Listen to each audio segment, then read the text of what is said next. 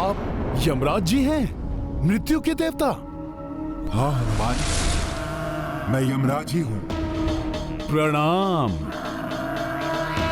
रक्षराज रावण की मृत्यु का समय आ गया है। मैं उसी के प्राण हरने अपना मृत्यु पाश लेकर निकला हूँ, किंतु मुझे भय है कि मैं अपने उद्देश्य में असफल ना हो जाऊं।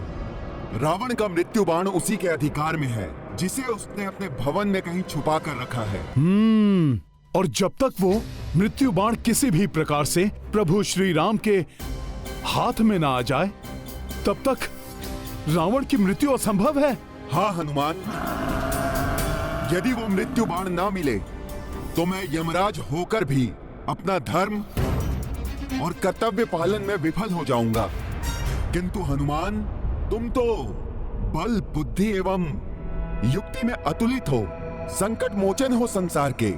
मेरे भी संकट हर लो हनुमान। किंतु मैं भी तो महारानी मंदोदरी से वो मृत्यु बाण प्राप्त करने में विफल हो गया हूँ।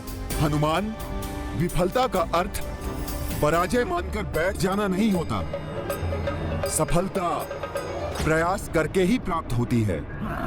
सोचो हनुमान, कोई तो उपाय होगा इस बाण को प्राप्त करने का, कोई युक्ति, कुछ तो ऐसा होगा जिससे वो अधर्मी अपनी मृत्यु से ना बच पाए, उसका हृदय भी मेरे काल रूप के दर्शन से दहल जाए, मृत्यु का भय समा जाए उसके मन में। मृत्यु का भय अवश्य दहल जाएगा उसका हृदय आपके काल रूप के दर्शन से। मृत्यु का भय बहुत बड़ा होता है यमराज जी। उस अधर्मी को आप अपने इस मृत्यु काल रूप का दर्शन दीजिए। कहिए कि उसका अंत समय आ गया है। अवश्य ही भयभीत हो उठेगा वो कि बिना मृत्यु बाण के उसका अंत समय कैसे आ सकता है, और तब वो स्वयं हमें अपने मृत्यु बाण तक लेकर जाएगा। हाँ हनुमान, युक्ति तो अच्छी सुझाई है तुमने। मैं शीघ्र ही जाकर उसे दर्शन देता हूं। मेरा यह अस्त्र तुम्हें तुम्हारे काल के दर्शन करा देगा। लो!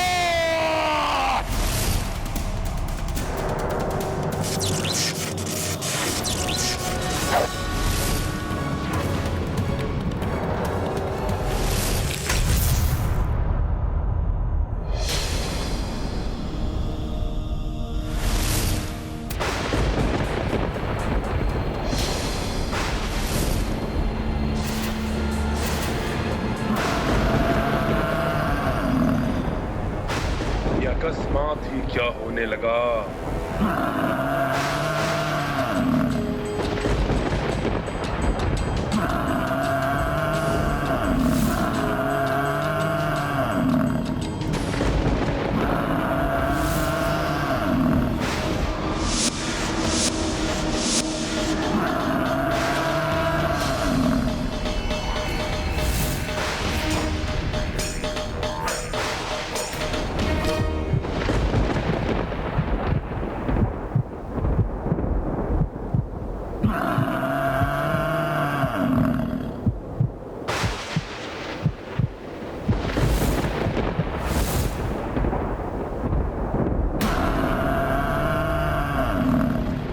ये तो कालदेव है, मृत्यु काल रूप में। ये कैसे संभव है? मेरी मृत्यु का बाण तो मेरे पास ही सुरक्षित है। ये सब क्या होने लगा अकस्मात ही? ये रावण एकाएक भयभीत कैसे हो उठा?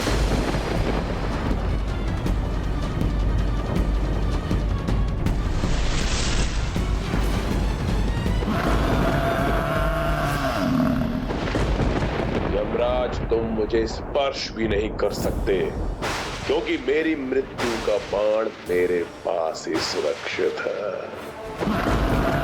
रावण, अब तुम्हारे अंत का समय आ गया है। अब तुम्हें मृत्यु के मुख में जाने से कोई नहीं बचा सकता। नहीं, असंभव है ये कैसे हो सकता?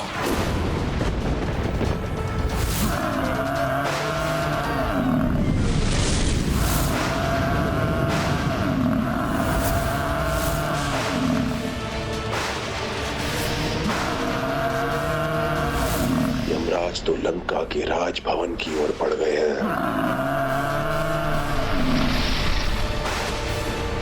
कहीं यमराज मेरी मृत्यु का बाण लेने के लिए तो लंका नहीं जा रहे। मैं कदापि ऐसा नहीं होने दूंगा। मुझे शीघ्र जाकर देखना चाहिए। अब तुम्हें मृत्यु के मुख में जाने से कोई नहीं बचा सकता। मेरा अंत कभी नहीं हो सकता। मुझसे मेरी मृत्यु का बाण कोई नहीं छीन सकता।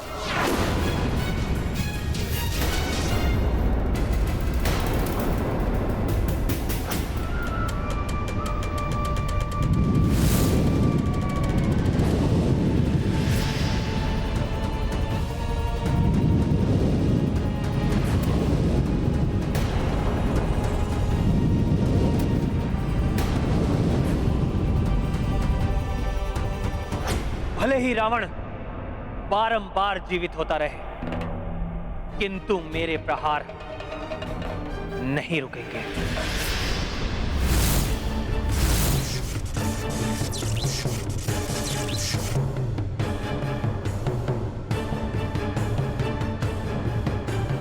रावण, तुम कितना भी मायावी धूम्र से स्वयं को छुपा लो, मेरी दिव्य दृष्टि से नहीं बच पाओगे तुम।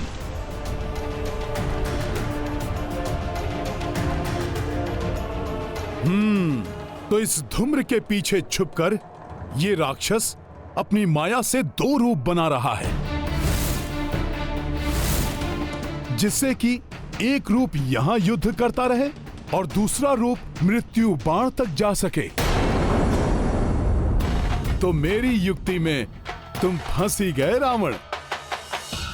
तुम स्वयं मुझे उस मृत्यु के बाण तक लेकर जाओगे। रावण के इन दोनों रूपों में भेद करना कठिन है कि कौन वास्तविक रावण है एवं कौन मायावी रावण।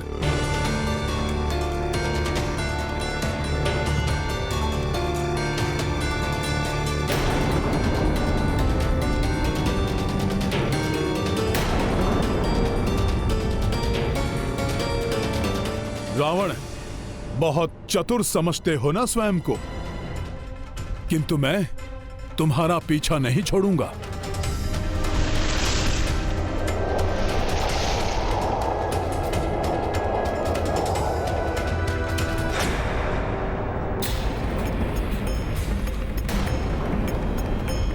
कुछ समझ में नहीं आ रहा है कि ये हो क्या रहा है।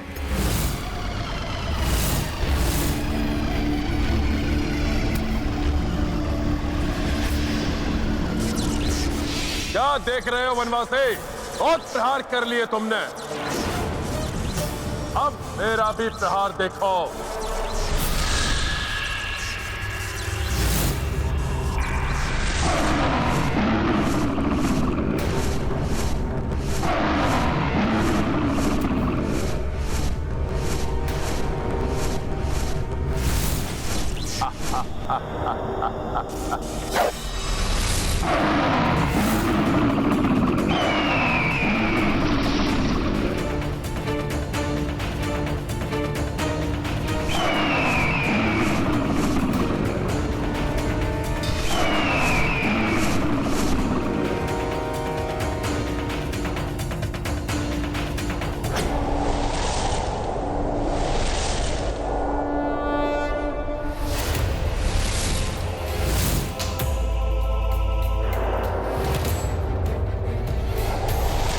रावण, तुम जहां भी जाओगे तुम्हारे पीछे आऊंगा मैं। हनुमान के बुद्धि बल का ही परिणाम है ये, जो रावण स्वयं मृत्यु बाण तक पहुंचाने का मार्ग प्रशस्त कर रहा है।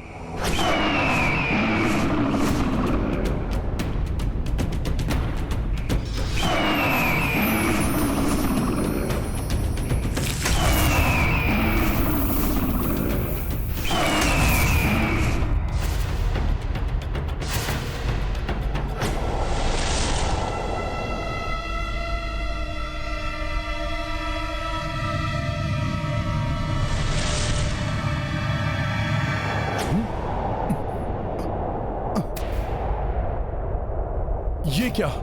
रावण अकस्मात ही कहां लुप्त हो गया?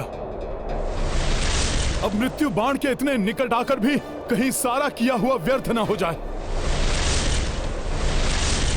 नहीं, ऐसा नहीं हो सकता।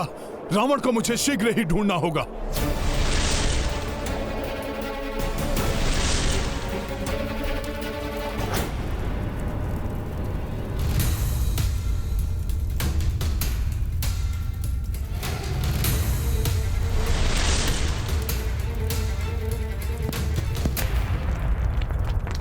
वो है लंकेश, किंतु वो मायावी छिद्र तो बंद हो रहा है।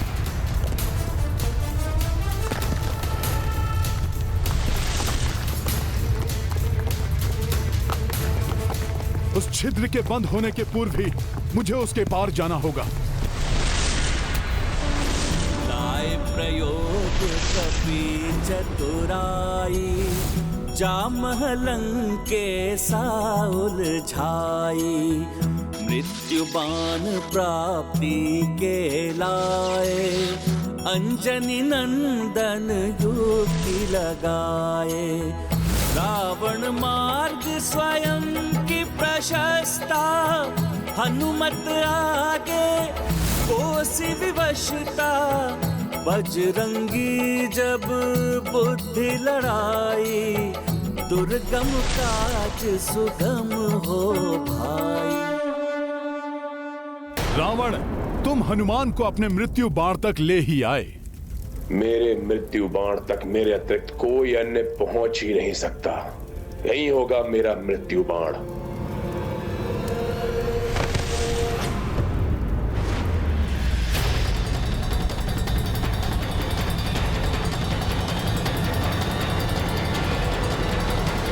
कोई नहीं है, कदाचित भ्रम हो गया था मुझे।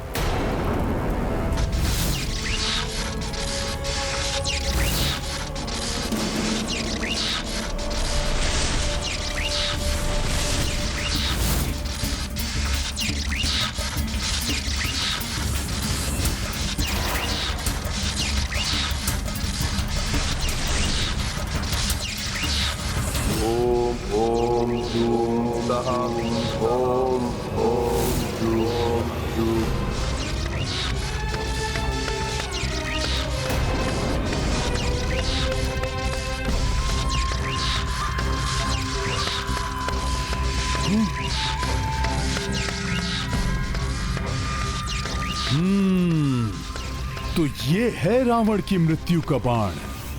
मैं जानता था मेरे इस मायावी गुप्त स्थान से इसे कोई नहीं ले जा सकता था। पूर्णतः ठीक की स्थिति में है ये।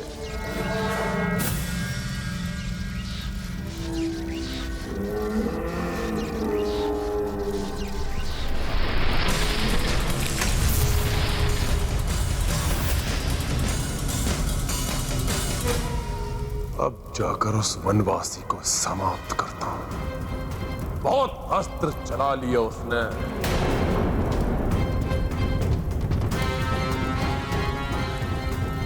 अब रावण के अस्त्र चलेंगे।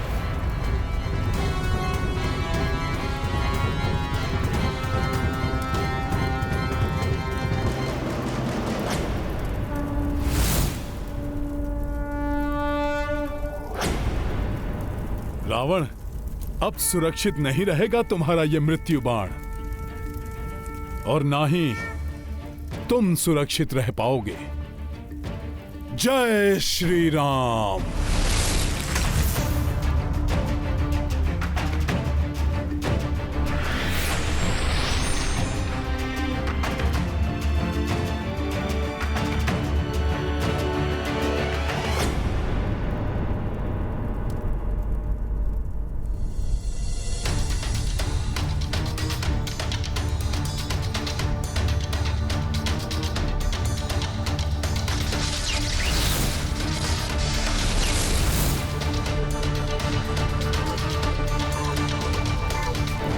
ओम होम जूम सह, ओम होम जूम सह, ओम होम जूम सह।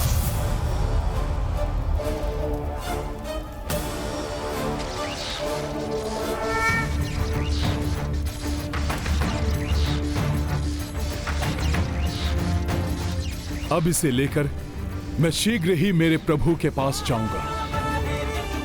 और तब प्रभु अविलंब वध कर देंगे इस राक्षस राज रावण का, और इसके साथ ही अंत हो जाएगा इस पाप के साम्राज्य का।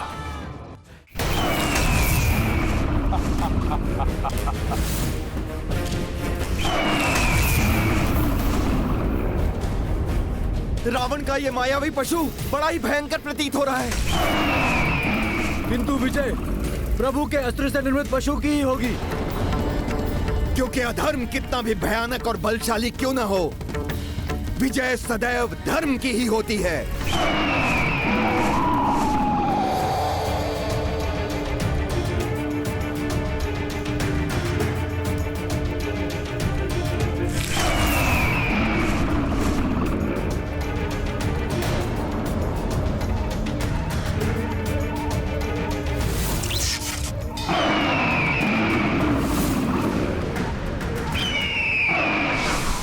धर्म के मेघ छट गए।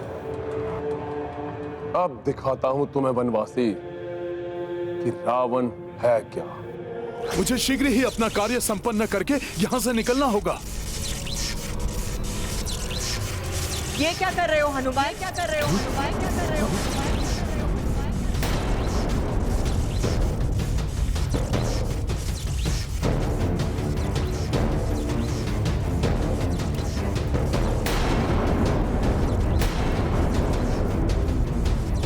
तो अब तुम छल का भी आश्रय लेने लगे हनुमान।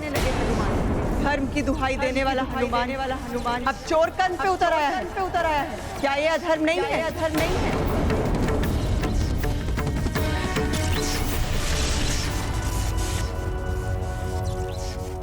क्या सोच रहे हो हनुमान?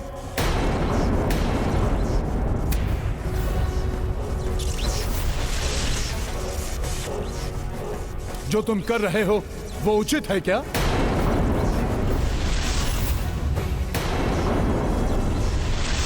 क्या अधर्म से प्राप्त किए गए इस बाण को तुम्हारे मर्यादा पुरुषोत्तम प्रभु स्वीकार कर लेंगे? नहीं, प्रभु इसे कदापि स्वीकार नहीं करेंगे। हनुमान को ऐसा कार्य शोभा नहीं देता, अपराध है ये। मैं ये क्या करने जा रहा था? धर्म की रक्षा के लिए अधर्म का आश्रय? उचित तो यही होगा तुम्हारे लिए हनुमान कि अधर्म मत करो, लौट जाओ यहाँ से। अधर्म तो रावण ने किया है देवी। इस मृत्यु बाण को यमराज से छीनकर मैं तो न्याय कर रहा हूं। विधाता ने जो भाग्य में लिखा है उसे कोई भी परिवर्तित नहीं कर सकता। मैं भले ही चौर कर्म कर रहा हूं, किंतु ये धर्म की रक्षा के लिए है। मैं अपने किसी निजी स्वार्थ के लिए ये सब नहीं कर रहा हूं। अतः ये कदापि अधर्म नहीं है। तुम्हारे प्रयास व्यर्थ हो जाएंगे हनुमान। अधर्म का कलंक भी लग जाएगा तुम्हारे मस्तक पर। हनुमान तो असमंजस में फंस गए। इस दुविधा से निकलना होगा हनुमान को। यदि हनुमान रावण का मृत्यु बाण लेकर नहीं गए तो इस युद्ध का अंत कैसे हो पाएगा? प्रभु श्री राम के प्रयास विफल होते जाएंगे। नहीं, प्रभु श्री राम कदापि अधर्म का साथ नहीं देंगे। मुझे ये मृत्यु बाण यहीं छोड़ना होगा।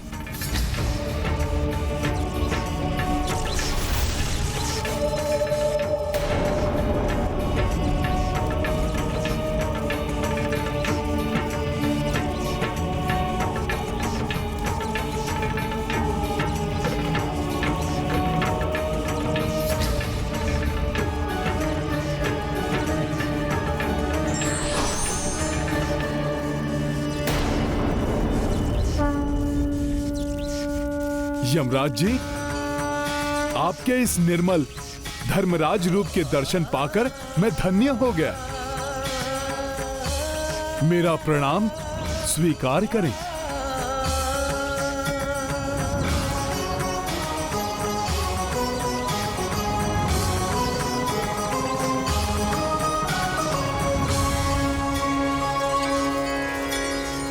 हनुमान, धर्म अधर्म की दुविधा में पड़ गए हो। हाँ धर्मराज जी। ये अधर्म नहीं है हनुमान, अपितु तुम तो इस बाण को उसके उचित स्थान पर पहुंचाकर धर्म संगत कार्य कर रहे हो, किंतु है तो ये चौर कर्म ही ना। इसे मेरे प्रभु कदापि स्वीकार नहीं करेंगे। हनुमान, धर्म की रक्षा के लिए आवश्यक है, इसीलिए तुम्हें इस बाण को प्रभु के संज्ञान में आए बिना ही उनके तुनीर में रखना होगा। इस प्रकार जैसे ही रावण के जीवन की अंतिम घड़ी आएगी, उसका मृत्यु बाण प्रभु के हाथ में आ जाएगा। किंतु ये तो पूर्णतया धर्म के विरुद्ध होगा। प्रभु के साथ छल होगा ये। नहीं हनुमान, कोई छल नहीं, कोई धर्म के विरुद्ध कृत्य नहीं होगा ये। मैं धर्मराज तुम्हें अधर्म का कार्य करने को कैसे कह सकता हूं भला? हनुमान, अधर्म तो तब होगा जब रावण का मृत्यु काल आने पर भी प्रभु श्री राम के हाथों से मृत्यु प्राप्त नहीं हो पाएगी। किंतु धर्मराज जी, कभी कभी बड़े उद्देश्य को पूर्ण करने के लिए छोटी छोटी भूलों की अपेक्षा करनी पड़ती है। यमराज जी का कथन सत्य है, किंतु मेरे प्रभु श्री राम के लिए तो ये सर्वथा अनुचित और अधर्म ही है। क्या उनके बिना संज्ञान के ये कार्य करना अनुचित नहीं होगा? व्यक्ति को कोई भी कार्य करने से पूर्व उसके प्रत्येक पक्ष पर अवश्य विचार करना चाहिए।